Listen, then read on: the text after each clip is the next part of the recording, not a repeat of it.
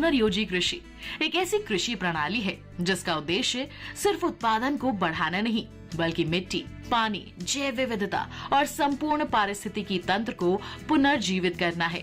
दरअसल पुनर्योजी कृषि की कोई सार्वभौमिक परिभाषा नहीं है। इस शब्द का तात्पर्य अक्सर मिट्टी में उपस्थित कार्बनिक पदार्थों को बहाल करके मिट्टी के स्वास्थ्य को बढ़ावा देना है।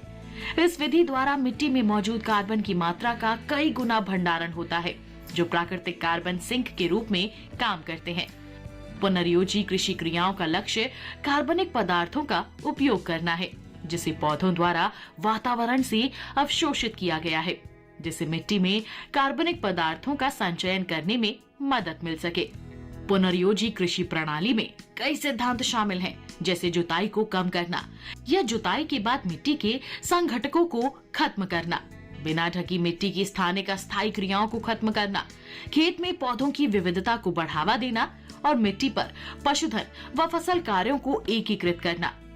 पुनर्योजी कृषि के फायदों की बात करें तो इसके कई सारे फायदे हैं। मिट्टी की जुताई करने की प्रथा को खत्म करने या कम करने से कार्बन डाइऑक्साइड की उपस्थिति भी कम हो जाती है। कृषि वानिकी वनीकरण और पुनर्वनीकरण को प्रोत्साहित करती है और बंजर हो चुकी मिट्टी को प्राकृतिक कार्बन सिंक में बदलने में मदद करती है। जैविक उर्वरकों का उपयोग करने से उनके कृत्रिम समकक्षों की मांग कम हो जाती है।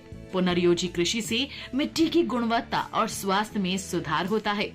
मिट्टी की बढ़ी हुई जल प्रतिधारण क्षमता भूजल पुनर्भरण की सुविधा प्रदान करती है। मिट्टी की गुणवत्ता को समृद्ध करना कृषि के लिए अधिक भूमि को खाली करने की जरूरत के बराबर है। इस तरह ये मौजूदा जैव विविधता को संरक्षित करती है। फसल कटाई के बाद पशुओं के चरने से उच्च कार्बन अवशेषों को कम कार्बन वाली जैविक खाद में बदलने को बढ़ावा मिलता है। पुनर्योजी कृषि के परिणामों की बात करें तो अन्य फसल प्रणालियों की तुलना में पुनर्योजी खेती आधारित धान, गेहूं, मूंग में कार्बनिक पदार्थ, उपलब्ध नाइट्रोजन व पोटेशियम अधिक मात्रा में पाया गया है।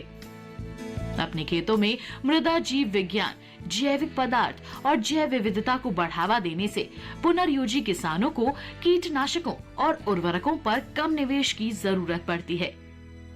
ये अपनी कीट संख्या को अधिक प्रभावी ढंग से प्रबंधित करते हैं।